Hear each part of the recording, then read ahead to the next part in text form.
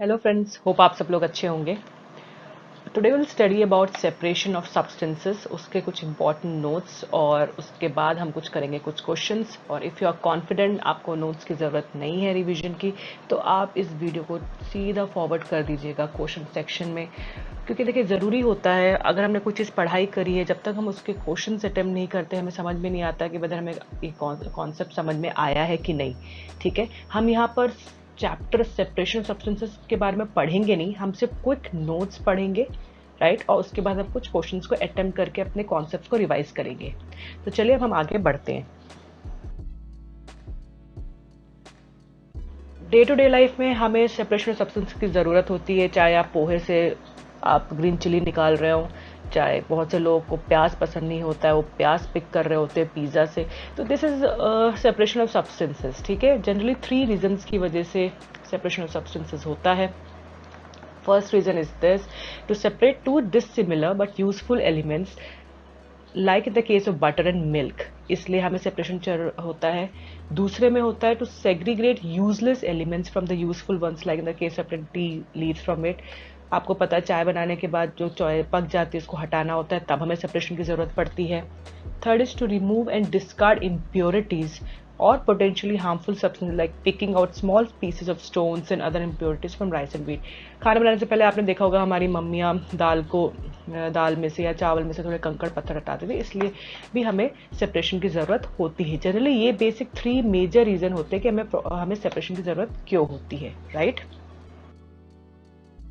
अब अलग अलग तरह के सेपरेशन होते हैं। पहला इज हैंड पिकिंग, सबको पता है, ये पुराने ज़माने में ज़्यादा होता था जब क्वांटिटी लेस होती थी और उसमें आप हाथ से निकाल सकते हो इम्प्योरिटीज़ को, तो आप हैंड पिकिंग यूज़ करते हो। जैसे कि मैंने अभी आपको पहले एग्जांपल है, चावल से हटाना, दाल से हटाना, तो आप हैंड पिकिंग चावल से करते हो। पहले के ज़माने में आटा पिसाया नहीं आता था, आजकल आपको 5 kg 10 kg का आटा मिल जाता है जो पिसा हुआ। पहले लोग वीट खरीदते थे, वीट में से इम्प्योरिटीज़ हटा के फिर उसको चक्की में देते थे, तो उस प्रोसेस में वो हैंड पिकिंग प्रोसेस करते थे। ठीक है,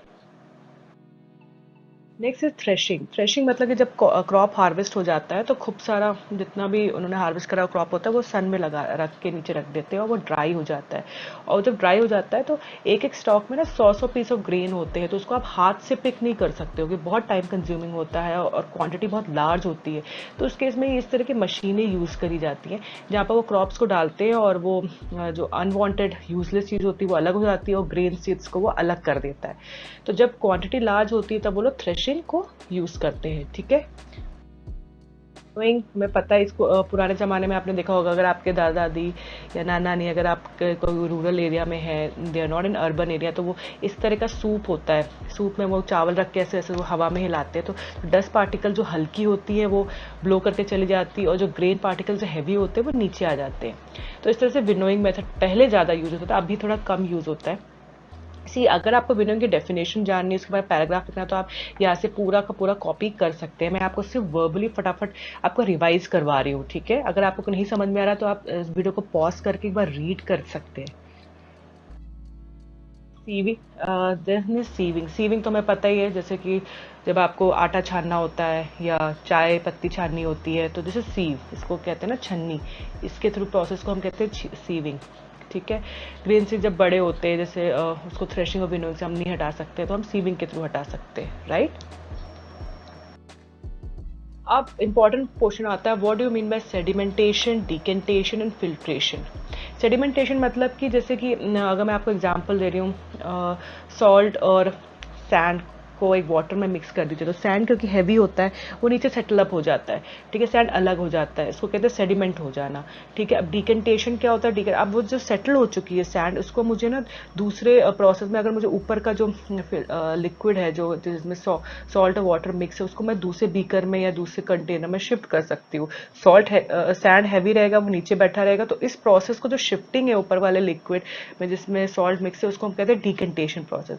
अब हमें क्या करना, प्रोसेस फिल्ट्रेशन में क्या होता है, इसमें बहुत ही फाइन इनसॉल्युबल सॉलिड्स जो होते हैं, जो कि हमारे ऐसे डिकेंटेशन से नहीं सेपरेट हो सकते, उसको हम एक फिल्टर पेपर या फिल्टर आपका जो एक प्रोसेस होता है उसके थ्रू पास करेंगे, तो वो उस प्रोडक्ट से वो फिल्ट्रेट हो जाता है. The second is filtration, the process by which very fine insoluble solids can be separated from a liquid solid mixture by passing it through a suitable porous material like filter paper. This liquid obtained after filtration is called filtrate. तो ये process जो आप filtration के बाद जो आपको मिल रहा है वो आपको फिल्ट्रेट कहते हैं इसको. ठीक है, तो ये तीनों आप इनके डेफिनेशन के पॉइंट्स विद एग्जांपल्स आप सब कॉपी कर सकते हैं. अगर आपको इस पैरा आ जाता है आप इसके बारे में, इनके बारे डिफरेंसेस आप पता कर सकते हैं क्या होते हैं. ठीक है. Next is evaporation. इवेपोरेशन हम बचपन से पढ़ते आ रहे हैं कि सनलाइट के अंडर ज़्यादा जो हीट होती है उससे जो पानी इवेपोरेट हो जाता है और जो बाद में जो पार्टिकल सॉलिड पार्ट बचता है उसको इवेपोरेशन प्रोसेस कहते हैं. जनरली जो सी से सॉल्ट हम कलेक्ट करते हैं वो इवेपोरेशन प्रोसेस से ही करते हैं. आप देखा होगा कभी भी आप समुद्र के किनारे गए होंगे तो बड़े बड़े वहाँ पर ऐसे पहाड़ टाइप के सॉल्ट के बने रहते हैं. वो लोग ऐसे ऐसे पैचेस बनाते हैं और वहाँ पर इकट्ठा करते पानी इवेपोरेट हो जाता है और बाद में ना सॉल्ट वहाँ रख जाता है. फिर इस जो सॉल्ट को वो आगे भी प्यूरिफाई करते हैं. एडिबल सॉल्ट नहीं होता है पर इस तरह से वो पानी से सॉल्ट को वो सेपरेट कर देते हैं. This is known as evaporation process. Condensation. Condensation मतलब कि जो गैस और वो जो वेपर होता है वाटर वेपर को वो लिक्विड फॉर्म में कन्वर्ट करते हैं. लिक्विड फॉर्म में गैस को अगर लिक्विड फॉर्म में करें डेफिनेटली उनको टेम्परेचर को डिक्रीज करना पड़ेगा. तो उस प्रोसेस को कंडेंसेशन कहते हैं. डे टू डे लाइफ में जैसे कि आपको पता है आप कोई भी कोल्ड ड्रिंक की बॉटल लेते हो और उसको थोड़ी देर आप फ्रिज के बाद अगर रख देते हो तो उसके ऊपर कोई ड्रॉपलेट्स फॉर्म हो जाती है. That is also a form of a condensation. ठीक है. और आप मॉर्निंग जो ड्यूज आप देखते हो ग्रास के ऊपर है ना, वो भी फॉर्म ऑफ कंडेंसेशन होती है. तो this is a process of condensation. वैसे मुझे लगता है इसे हम ग्रेड 4 एंड 5 में पढ़ चुके हैं जैसे revision. Now according to me ये इंपॉर्टेंट पॉइंट्स जो आपको पता होना चाहिए. चर्निंग क्या होती है, प्योर सब्सटेंस क्या होते हैं, मतलब कि on a single type of product substance जिसमें एक ही टाइप ऑफ पार्टिकल होता है उसको प्योर सब्सटेंस कहते हैं. इम्प्योर सब्सटेंस मतलब कि सब्सटेंस जिसमें more than one type of particles होते हैं उसको इम्प्योर कहते हैं. सब्लिमेशन क्या होता है, when a solid directly gets converted into vapour. ये इसका एग्जांपल होता है कैम्फर. जब आप कैम्फर को बर्न करते हो तो आपका डायरेक्टली वो लिक्विड फॉर्म में नहीं आता, सीधा वेपर में उड़ जाता है. वो कहते हैं ना उड़ गया, तो उसको कहते हैं sublimation process. Then what is magnetic separation. This another method separate which allows metals to be separated from mixture with a magnet. आपने स्कूल में देखा होगा आयरन फाइलिंग्स ऐसे डाल देते हैं और सैंड भी डाल देते हैं ऊपर, मैग्नेटिक लाते हैं. तो मैग्नेट जो होता है वो आयरन फाइलिंग से खूब सारा अट्रैक्ट कर लेता है और सैंड अलग हो जाती है और आयरन फाइलिंग से अलग होता है. तो दिस इज मैग्नेटिक सेपरेशन. ठीक है. नो अब हम कुछ क्वेश्चंस करते हैं रिवीजन के लिए. बहुत जल्दी जल्दी करेंगे क्योंकि मुझे लगता है ये टॉपिक बहुत ही आसान है, इसमें ज़्यादा टाइम हम नहीं दे सकते. जस्ट बिकॉज ये मैंने अटेम्प्ट किया है कि आप अगर कोई टेस्ट है आपके स्कूल में और आपको रिवाइज करना तो आप बस इस वीडियो को देख के ही आप कर सकते हैं. पहला क्वेश्चन है, पहली bought some vegetables such as French beans, lady finger, green chillies, brinjals and potatoes all in a mix pack. ठीक है. Which the following method separation would be most appropriate for how to separate them. बहुत ही आसान है. Winnowing नहीं होगा, sieving नहीं होगा, थ्रेशिंग, हैंड पिकिंग होगा. ठीक है, वो हाथ से अलग अलग कर देगी. You are given a mixture of sand and a salt, how would you separate them. मैंने आपको पहले बताया था you have to use a method of sedimentation, जिसमें आप पानी में पहले तो आप सॉल्ट और सैंड को पहले मिक्स कर देंगे, फिर जो सॉल्ट होगी वो नीचे सेटल हो जाएगी. जब वो सेटल हो जाएगी तो दूसरा प्रोसेस इसके बाद होगा डिकेंटेशन. डिकेंटेशन प्रोसेस से आप जो ऊपर का जो लिक्विड जिसमें सॉल्ट ऑलरेडी डिजॉल्व है उसको आप दूसरे कंटेनर में शिफ्ट कर देंगे. ऐसे सैंड अलग हो जाएगी और सॉल्ट आपका अलग हो जाएगा. Next is how will you separate husk और dust part with given sample of pulses before cooking. ये तो हमें पता है, हम हमेशा पल्सेस को हम देखो भिगो के रखते हैं. जब हम भिगो के जब रखते हैं तो उसमें क्या होता है, जो आपके डस्ट होती है वो पानी में मिक्स हो जाती है और वो क्या होता है ऊपर ऊपर तैरती रहती है. तो उसको आप ना डिकेंटेशन प्रोसेस से आप उसको हटा सकते हो. ठीक है. और आप से आपकी पल्सेस नीचे रह जाएगी क्योंकि सेडिमेंटेशन प्रोसेस से वो नीचे हो जाती है बिकॉज पल्सेस आर हैवी. और डिकेंटेशन प्रोसेस से आप उसको ऐसे हाथ लगा के पानी को ऐसे आप सिंक में फेंक सकते हो क्योंकि डर्ट वाटर में मिक्स होकर ऊपर हट जाती है और पल्सेस नीचे सेटल हो जाती है. ठीक है. Bujo's mother is suffering from diabetes. Her doctor advised her to take lassi with less fat content. Which of the following method would be most appropriate for Bujo's to prepare it? Uh, of course, lassi is always prepared with the help of churning. हमें पता है. Is it possible to separate sugar mixed with wheat flour?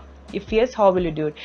अगर sugar के particles बड़े हैं और wheat flour में mix हो गई है तो आप विनोइंग के थ्रू भी कर सकते हैं.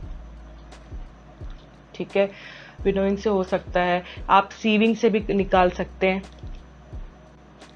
क्योंकि आप ऐसे छान देंगे तो भी शुगर पार्टिकल्स अलग हो जाएगी विद फ्लावर। विनोइंग में भी आप, और आप हैंड पिकिंग से भी कर सकते हैं, provided the sugar particles are big enough, तभी आप इसको इन 3 मेथड से सेपरेट कर सकते हैं। And yes, it is possible. Next is why filtration is preferred over decantation. अगर आपको लगता है डिकंटेशन से ही पार्टिकल सेपरेट हो जाते हैं तो फिल्ट्रेशन की ज़रूरत क्यों पड़ती है? फिल्ट्रेशन की ज़रूरत तब पड़ती है जैसे कि कभी कभी liquid is not able to get soluble from insoluble liquid. इसका एग्जांपल से मैंने बोला कि जैसे कि अभी हमने आगे एक हम जनरल एग्जांपल ले रहे हैं, हमें सॉल्ट और सैंड को सेपरेट करना था। अब सॉल्ट को सैंड को सेपरेट कर हमने उसको वाटर में पहले डिसॉल्व कर दिया, अब सेडिमेंटेशन प्रोसेस के बाद डिकंटेशन किया तो उसमें हमारा सॉल्ट और सैंड तो अलग हो गया, लेकिन अब वाटर से अब हमें आगे अगर थोड़ा ग्रैन्यूल्स हैं उसके तो हमें कैसे सेपरेट करें, तो we will go for filtration process. और भी फाइन फिल्टर करने के लिए और भी फाइन सेपरेशन के लिए we need to go filtration, because decantation कभी कभी फेल हो जाता है। Now, how would you obtain clear water from a sample of muddy water? We know the same process, इसमें भी वही sedimentation process, which आपको पानी में इसको मिक्स कर देना है, then followed by decantation method, जो आपको ऑलरेडी पता है, हम लोग इतनी बार रिपीट कर सकते हैं, and finally is filtration method. तो ये तीनों मेथड को आपको एक्सप्लेन कर देना है step by step. Here this is the answer of this question. Now this is the method of separating of seed from its stalk is called threshing. When milk cooled after boiling is poured onto a piece of cloth of cream is left behind on it. This process of separating cream from milk is an example of filtration. Salt is obtained with seawater by the process of evaporation. Impure purities settled at the bottom and muddy water was kept over in a bucket. The clear water was poured off from the process of separation is sedimentation and decantation. मेरे ख्याल से हमने sedimentation डिकंटेशन के काफ़ी examples कर लिए, अब आपको क्लियर हो गया ये दोनों प्रोसेस होते क्या है।